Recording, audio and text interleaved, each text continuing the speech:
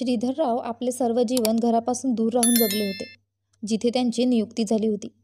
तिथून आता ते रिटायर झाल्यानंतर घरी आले होते, तर घरातील सर्व लोकांचे बोलणे चालणे बदलले होते. कुठे जात आहेस रोहिणी बाळा, एवढ्या संध्याकाळी? मुलीला घरातून बाहेर जाताना पाहून श्रीधरराव म्हणाले. रोहिणी म्हणाली, मैत्रिणीकडे जात आहे बाबा. एकटी जाऊ नको, सोबत राहुलला घेऊन जा, नाहीतर उद्या जा. आता केवढा अंधार झाला आहे, परत येता येता रात्र होईल. बाबांनी मनाई केल्यानंतर रोहिणीने कोणतेही उत्तर दिले नाही आणि पाय आपटतच आतमध्ये निघून गेली. आई बाबा अशाच प्रकारे व्यत्यय आणत राहिले तर आमचे जगणंच मुश्किल होईल. तू त्यांना सांग, आमच्यावर जास्त लक्ष ठेवू नका, नाहीतर आम्ही सुद्धा हट्टाला पेटू. रागात नाकलाल करून रोहिणी आपल्या आईला या सर्व गोष्टी सांगत होती. हो ठीक आहे ठीक आहे, सांगेन, पण तू परत का आलीस? मग काय करू, बाबा बाहेरच बसले आहेत. दिवस रात्र तिथेच बसलेले असतात. कुठेही येणे जाणे मुश्किल केले आहे. खरंच जर प्रत्येक गोष्टीवर ते व्यत्यय आणत राहिले तर आमचे कुठेही येणे जाणे बंद होऊन जाईल. रागातच रोहिणी बोलत होती. अगं नाही, मी समजावेल त्यांना. तुझे बाबा आजपर्यंत कुटुंबात राहिलेले नाहीत ना, म्हणून इथल्या चालीरीती, आपल्या मुलांचे वागणे लगेच त्यांच्या लक्षात येत नाहीत. आता रोहिणीची आई तिला समजावतच होती. तेवढ्यातच तिला राहुलच्या ओरडण्याचा आवाज आला. काय झाले राहुल, का ओरडत आहेस? आई, बाबांना सांग की आमच्या काय सवयी आहेत. रोज रोज त्यांना उत्तरे देणे आम्हाला नाही आवडत. परवासुद्धा निघालो होतो तेव्हा ते विचारत होते. पुन्हा आज आलो तर ते विचारत आहेत. अरे कुठून चोरी करून आलो आहात का, असे विचारत आहे. असे काही आम्ही अर्ध्या रात्री चोर पावलांनी येत आहोत. राहुलच्या रागाचा पारा खूपच वाढला होता. अरे बाळा, तुला तर माहीतच आहे ना बाबांचा स्वभाव. आई, आम्हाला नाही माहीत बाबांचा स्वभाव. आमच्यासोबत ते राहिलेच कुठे आहेत? आयुष्यात पहिल्यांदाच 2 महिन्यापासून आम्ही त्यांना पाहत आहोत. परेशान करून ठेवले आहे सर्वांनाच. असे करून नाही चालणार, सांग त्यांना. राहुलची बडबड जरा जास्तच जोरात चालू होती. अरे हळू बोल बाळा, त्यांनी ऐकले तर त्यांना वाईट वाटेल. बाहेरच्या दरवाजाकडे बोट दाखवत त्याच्या आईने तोंडावर बोट ठेवत हळू बोलण्याचा इशारा केला. अगं आई, कधीपर्यंत हळू बोलायचे? अगोदर तर घरात नव्हते आणि आता आले आहेत. राहुलच्या आवाजात राग भरला होता. राहुल, ते तुझे बाबा आहेत. घर त्यांच्याच पैशांनी चालते. त्यांनीच आजपर्यंत पैसा कमावला आहे, म्हणून आपण चांगल्या प्रकारे राहत आहोत. जसे मी तुमच्यासाठी आहे तसे तेही तुमच्यासाठी आहेत. रिटायरमेंटनंतर ते इथे येणार नाही तर कुठे जाणार? सावित्रीला आपल्या मुलाचे बोलणे अजिबात आवडले नव्हते. ही गोष्ट वेगळी होती की प्रत्येक गोष्टीसाठी आपल्या मुलांच्या येण्या जाण्यात अडथळा निर्माण करणे हे सावित्रीला सुद्धा पटत नव्हते. थोडी कुठे मुले बाहेर पडली की लगेच त्यांना विचारणे योग्य नाही हे सावित्रीला सुद्धा पटत होते. मुलांनाच नाही तर ते सावित्रीला सुद्धा असेच टोकत असायचे. अशीच भाजी का बनवलीस? गरम भाकरी काय बनवली नाहीस? ही मुले दिवसभर कुठे गायब असतात? सुनबाईला सांग की बाहेरच्या लोकांसमोर एवढ्या मोकळेपणाने बोलू नकोस. रोहिणी तर कधीही कुठेही जाते. तू तिला खूपच सूट देऊन ठेवली आहेस. तिला पिघडून ठेवले आहेस. आता तिला ह्या वयात सुधरवणे खूपच मुश्किल जाईल. शिक्षकी पेशात काम करणारे श्रीधरराव कोणत्याही शहरात 2 वर्षांपेक्षा जास्त राहिले नव्हते. प्रत्येक 2 वर्षांनंतर त्यांची बदली होत असे. सुरुवातीला मुले छोटी होती, तेव्हा त्यांची बायको सावित्री आपल्या मुलांसह त्यांच्यासोबत राहत होती. परंतु जसे त्यांचा मोठा मुलगा शाळेमध्ये जाण्या एवढा झाला तेव्हा श्रीधररावांनी आपल्या गावातच एक घर तयार केले.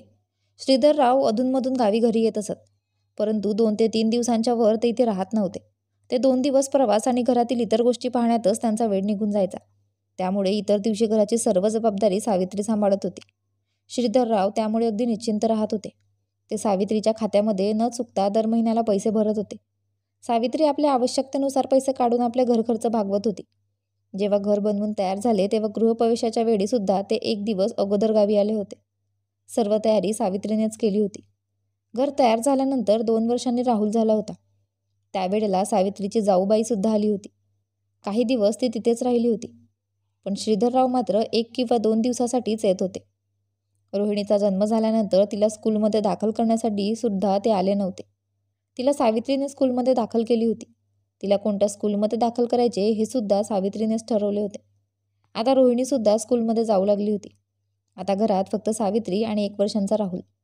त्यामुळे सावित्री पापड, लोणचे, स्वेटर असे काही ना काही बनवण्यात व्यस्त राहत होती.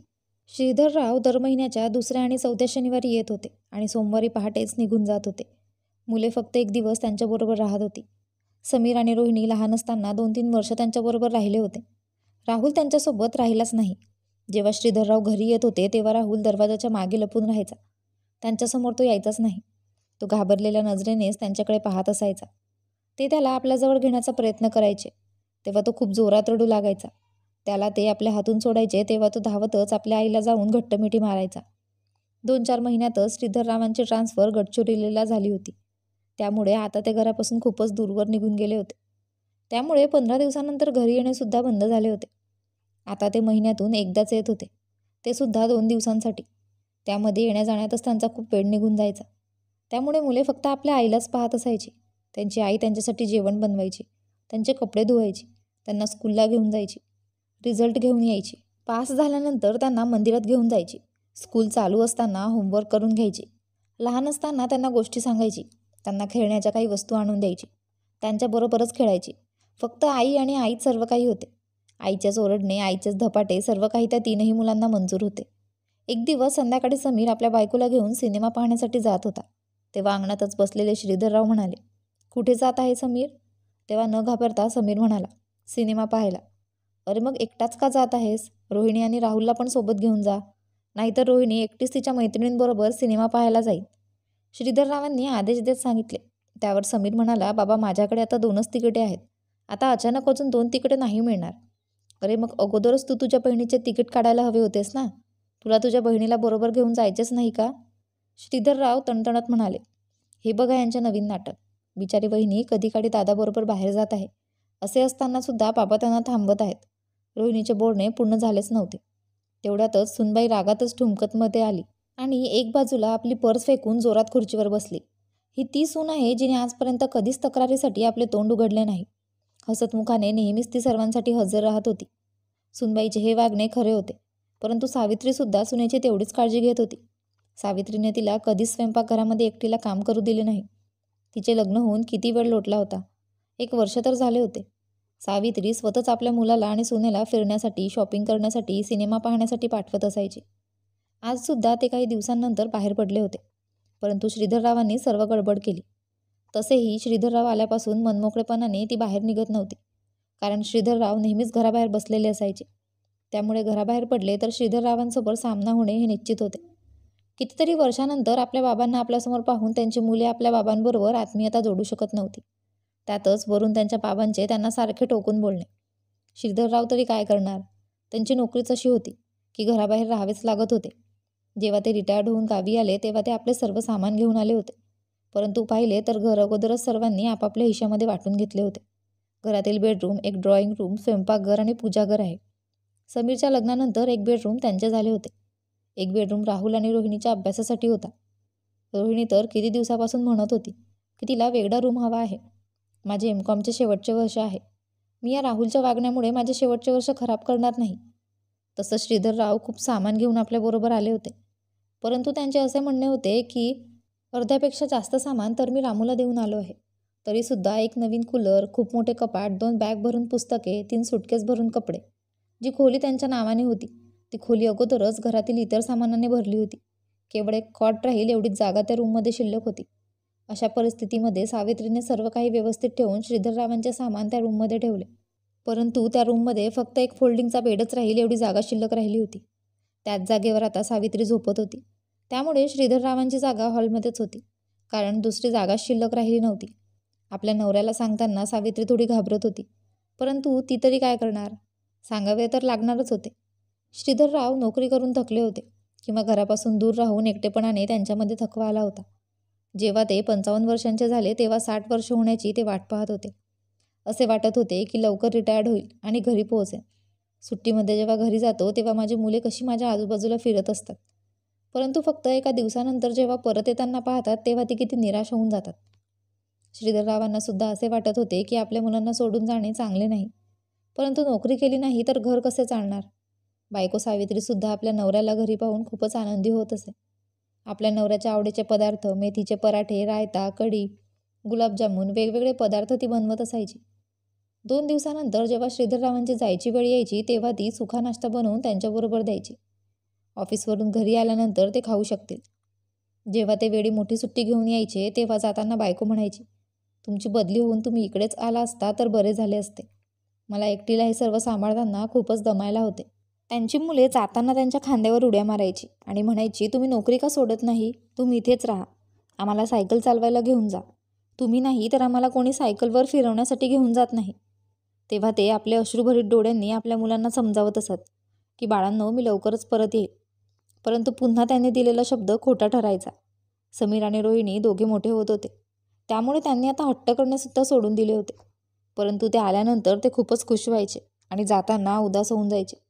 आता तर समीरच्या लग्नापर्यंतचा प्रवास झाला, परंतु श्रीधरराव अजूनही रिटायर झाले नव्हते. घरात सून आली होती आणि सून आता त्यांच्या बायकोबरोबर कामात व्यस्त राहू लागली होती. रोहिणीचे सुद्धा लग्नाचे वय झाले होते. काही मुले तिच्यासाठी त्यांनी पाहिली होती. श्रीधरराव असे विचार करत होते की आरामात जाऊन त्यांच्याबरोबर चर्चा करेन. परंतु घरी आल्यानंतर त्यांना असे जाणवले की घरातील सर्वच हिस्से इथे राहणाऱ्यांच्या नावावर झाले आहेत. त्यांच्या नावाने जी खोली होती त्यामध्ये अतिरिक्त सामान ठेवून पूर्णपणे भरून ठेवली आहे आणि हॉलमध्ये त्यांच्या राहण्याची व्यवस्था केली होती. जसे काही कोणी पाहुणे आले, 1-2 दिवसांसाठी त्यांची व्यवस्था तिथे केली जाते. त्याचप्रकारे श्रीधररावांची सुद्धा व्यवस्था केली गेली होती. श्रीधररावांना तर अगोदर वाटत होते की मी मस्त मोठा बेड टाकून त्याच्यावर मौदार गादी टाकून माझ्या बायकोबरोबर खूप गप्पा गोष्टी करेन. रोहिणीच्या लग्नाविषयी काही गोष्टी तर रात्रीच आपल्या बायकोबरोबर ते करू इच्छित होते, कारण दिवसभर तर ते आपल्या बायकोला सतत काम करतानाच पाहत होते. परंतु आता त्यांना रूम होताच कुठे. सर्व वस्तू इकडे तिकडे ठेवून दिल्या होत्या आणि मुलांमध्ये सुद्धा आता खूप बदल झाला होता. या अगोदर श्रीधरराव आल्यानंतर त्यांच्यामध्ये जो आनंद आणि उत्साह असायचा तो आता त्यांच्यामध्ये राहिला नव्हता. श्रीधररावांच्या बोलण्याने त्यांची मुले आता जशी पाय आपटत घरामध्ये जात होती ते या अगोदर त्यांनी कधीच पाहिले नव्हते. खरं तर हे होते की त्यांना कोणावरच बंदी घालायची नव्हती, परंतु घरात येण्या जाण्याचा सुद्धा काहीतरी कायदा असतो, जे केवढे खराब आहे. आणि आपली मुलगी लग्नाच्या वयाची झाली आहे. संध्याकाळच्या वेळेला या शहरामध्ये फिरू देणे म्हणजे धोक्याचेच आहेत. वातावरण तसे नव्हते, परंतु येथील वातावरण कधी बदलेल काही सांगू शकत नव्हते.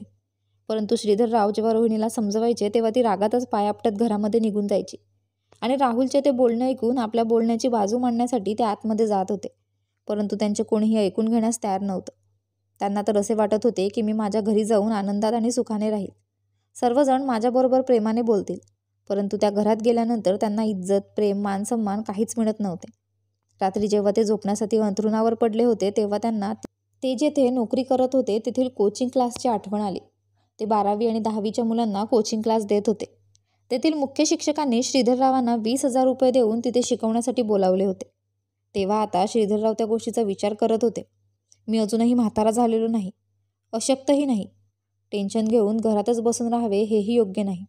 शिवाय आता समीरसुद्धा मोठा झाला आहे आणि तो घराची जबाबदारी उचलत आहे. श्रीधररावांनी आता निर्णय घेतला होता की उद्या सकाळीच त्या क्लासच्या मुख्य शिक्षकांना फोन करून आपण आपली संमती दर्शवूया. सकाळी ते खूपच फ्रेश मूडमध्ये उठले. नाश्ता केल्यानंतर ते आपली बॅग पॅक करत होते. सावित्रीने आश्चर्याने पाहिले आणि विचारले, आता कुठे जात आहात? बॅग का भरत आहात? श्रीधरराव आपल्या बायकोकडे पाहत म्हणाले, अगं तुला माहिती आहे का, ते कोचिंग क्लासवाले आहेत. ते माझ्या मागे लागले आहेत. ते काही मेहनतीचे काम नाही, फक्त 3 ते 4 तास नोकरी करायची आहे. ते लोक मला पैसेसुद्धा चांगले देत आहेत. इथे 2 महिन्यांपासून बेकार पडून पडून हातपायांना गंज चढत चालला आहे. विचार केला की जाऊया. सुट्टी असेल तेव्हा येत जाईल.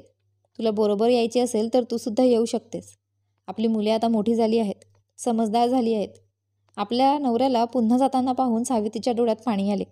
ती खूपच दुःखी झाली. परंतु आपलीच मुले आपल्या नवऱ्याबरोबर कसा व्यवहार करतात हेही तिला माहीत होते. त्यामुळे त्याचे दुःखसुद्धा तिला होते. आपली मुले आपल्याच नवऱ्याला आपल्यासमोर अशी उलट बोलतात हे तिला अजिबात आवडत नव्हते. मुलांच्या स्वातंत्र्यामध्ये श्रीधरराव अडथळा निर्माण करत होते, असेच त्यांच्या मुलांना वाटत होते. त्यामुळे सावित्रीला त्यांच्या जाण्याचे दुःख होते, परंतु तिला आतून सुद्धा बरे वाटत होते की एवढी वर्ष ज्या माणसाने मेहनत करून हे घर उभारले, मुलांना लहानाचे मोठे करण्यासाठी आयुष्यभर पैसा कमावला, त्यालाच आता शेवटच्या दिवसांमध्ये अशी वागणूक मिळत आहे. यापेक्षा ते बाहेरच गेलेले बरे. दुपारी श्रीधरराव बॅग भरून घराबाहेर पडतात. तेव्हा त्यांची मुले त्यांच्याकडे पाहतात, परंतु कोणीही त्यांना थांबवण्याचा प्रयत्न करत नाही. श्रीधरराव आपल्या बायकोला सांगून जातात की सावित्री, आपली रोहिणी आता मोठी झाली आहे. तिच्यासाठी कोणते तरी चांगले नाते शोध. पुढे म्हणतात की सर्वांची काळजी घे आणि परेशान होऊ नकोस. तुझ्या मनाची इच्छा होईल तेव्हा तू ये. जेव्हा मी परत येईल तेव्हा माझा मुक्काम माझ्याच रूममध्ये असायला हवा, कारण मी काही दिवस तरी शांततेत जगू शकेल. प्रकाशराव जाताना त्यांची मुले उदास होती की निश्चिंत होती हे सावित्रीबाईंना समजत नव्हते. त्यांनी एक दीर्घ श्वास घेतला.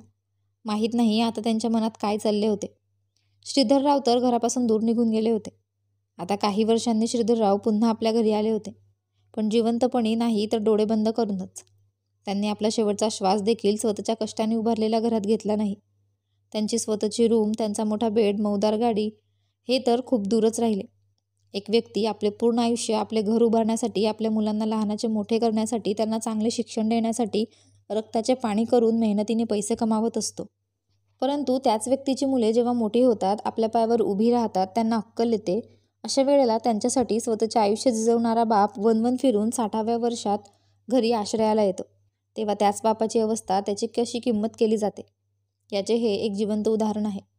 मित्रांनो, आजची कथा तुम्हाला कशी वाटली हे कमेंट बॉक्समध्ये नक्की कळवा. तुम्हाला ही कथा आवडली असेल तर व्हिडिओला लाईक करा आणि अशाच कथा ऐकण्यासाठी चॅनलला सबस्क्राईब करून बेल आयकॉनवर प्रेस करा व ऑलवर सेट करा, म्हणजे पुढच्या व्हिडिओची नोटिफिकेशन तुम्हाला लगेच मिळेल. धन्यवाद.